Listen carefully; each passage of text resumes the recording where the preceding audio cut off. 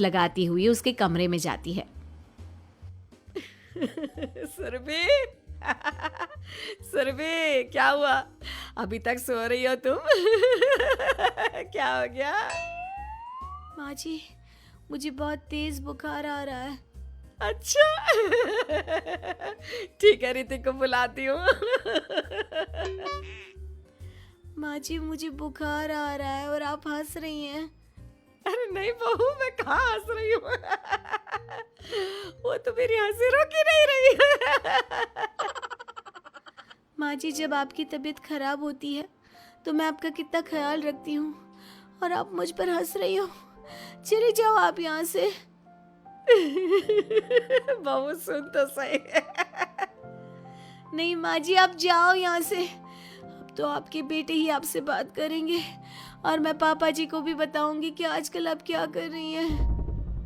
जब ऋतिक घर आया तो सुरभि ने उसे सारी बात बताई। मुझे तुम्हारी बात पर विश्वास नहीं हो रहा। माँ तो तुमसे बहुत प्यार करती है, फिर वो तुम्हारा और तुम्हारे घर वालों का मजाक क्यों उड़ाएंगी? खैर अभी छोड़ो इस बात को, अभी तो तुम मेरे साथ चलो, तुम्हारी दवाई ले आते हैं। कुछ दिन में सुरभि ठीक हो गई। एक दिन ऋतिक को पता चला कि उसकी मौसी के बेटे राहुल की तबीयत बहुत खराब है, तो वो अपनी माँ और पत्नी को लेकर हॉस्पिटल पहुंचा। मौसी जी, कैसे हैं राहुल भैया? बेटी, इतने दिन हो गए मेरे राहुल को बीमार हुए, लेकिन उसकी तबीयत में कोई सुधार नहीं आ रहा। अरे छोटी, हुआ क्या है राहुल बेटे को? कुछ बता तो सही। माँ, आप हंस क्यों रही हो? कहाँ हंस रही हो बेटा? मैं तो अपनी बहन के बेटे के लिए परेशान हूँ। माँ, ये क्या तरीका है? रहने दे बेटा, ये तो मैंने सुना था कि मुसीबत में साया भी साथ छोड़कर चला जाता है। आज मैंने देख भी लिया। अरे नहीं बहन, मैंने ऋतिक और राहुल में ना कभी कोई फर्क नहीं किया।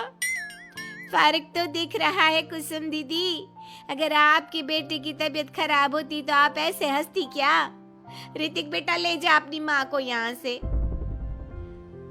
ऋतिक बहुत गुस्से में अपनी माँ से बात करने लगा, लेकिन कुसुम तो सिर्फ हंसे ही जा रही थी।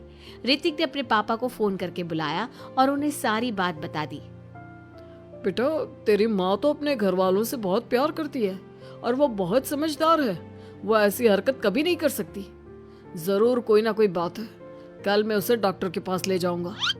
शाम को खाना खाने के बाद सुरभि कुसुम को दवाई देने के लिए गई तो उसने देखा कि दवाई की वो बोतल तो बिल्कुल खाली थी जो सुरेश गलती से ले आया था। सुरभि ने वो बोतल सबको दिखाई।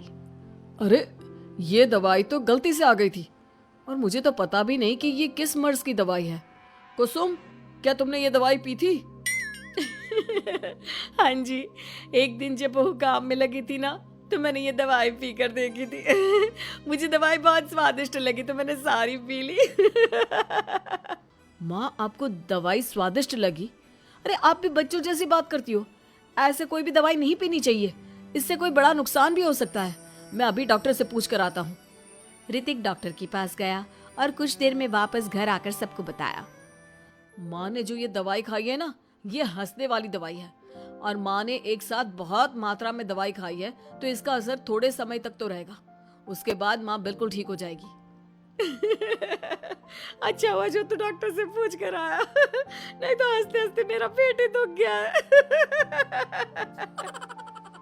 तुम जब तक पूरी तरह ठीक नहीं हो जाती घर पर ही रहना, और घर पर कोई मेहमान आए तो उससे बात मत करना। आप ठीक कह रहे हो, मैं ऐसा ही करूंगी। अब मैं बिल्कुल हंसूंगी। कुसुम की बात सुनकर सभी हंस पड़े।